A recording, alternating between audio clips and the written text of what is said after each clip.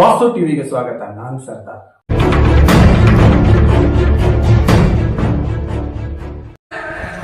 ಈಗ ಮುಟ್ಟಿ ಮಾತನಾಡಿಸುವಂತ ತಾಯಿಗಳ ಇರುವಂತ ಮಹಿಳೆಯರಿಗೆ ನಾನು ಹೇಳಕ್ ಇಷ್ಟಪಡ್ತೀನಿ. ಯಾಕಂದ್ರೆ ನಾವು ವಿಕಲಚೇತನ ಅವ್ರ ಬಗ್ಗೆ ನಾವು ಕೆಲಸ ಮಾಡ್ತಾ ಇದ್ದೇವೆ ಅಂದ್ರೆ ಯಾವ ಜನ್ಮದಲ್ಲಿ ನಾವು ಪುಣ್ಯ ಮಾಡಿದ್ದೇವೆ ಅಂತ ಗೊತ್ತಿಲ್ಲ. ಎಷ್ಟೋ ಜನ ಹೇಳ್ತಾರ ನೀವು ಕರ್ಮ ಮಾಡಿ ಬಂದಿರೋದಕ್ಕೆ ಈ ಒಂದು ಕೆಲಸವನ್ನ ಮಾಡ್ತಾ ಇದ್ದೀರಿ ಅಂತ ಹೇಳಂದ್ರೆ ನಮ್ಗೆ ಹುಡುಗಾಟದಲ್ಲಿ ಹೇಳ್ತಾ ಇರ್ತಾರ.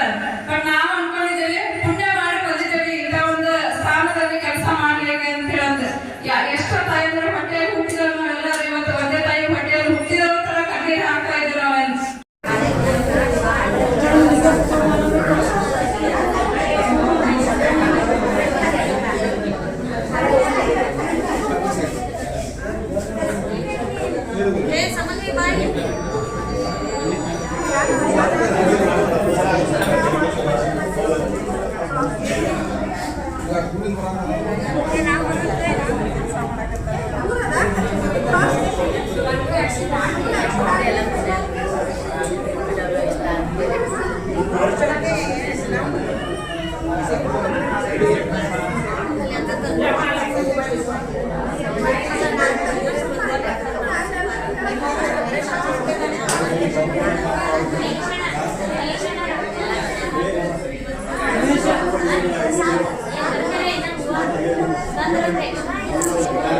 ಸರ್ ಇದು ಹಿಂಗಾಗ್ಬೇಕು ಸರ್, ಇದು ಹಿಂಗ್ ಮಾಡೋಣ ಸರ್, ಹಂಗ್ ಮಾಡೋಣ ಅಂತ ಹೇಳಿ ತಮ್ಮನ್ನೆಲ್ಲಾ ನೋವುಗಳನ್ನ ಮರೆತು ಏನು ವಿಕಲಚೇತನದ ಸಲುವಾಗಿ ಏನು ತ್ಯಾಗ ಮಾಡಿದ್ರಲ್ಲ, ನಿಜಕ್ಕೂ ಅವರ ತ್ಯಾಗ ನಮ್ಮೆಲ್ಲರಿಗೂ ಮಾದರಿ ಆಗ್ಬೇಕು ಅಂತಕ್ಕಂಥದ್ದನ್ನು ಈ ಸಂದರ್ಭದಲ್ಲಿ ಹೇಳಿ ಅವ್ರ ಕುಟುಂಬ ವರ್ಗದವ್ರು ಏನಿದ್ದೀರಿ ಆ ನೋವು ಪಡೋದ್ರಿಂದ ಅದು ವಾಪಸ್ ಬರ್ತಕ್ಕಂಥದ್ದಲ್ಲ.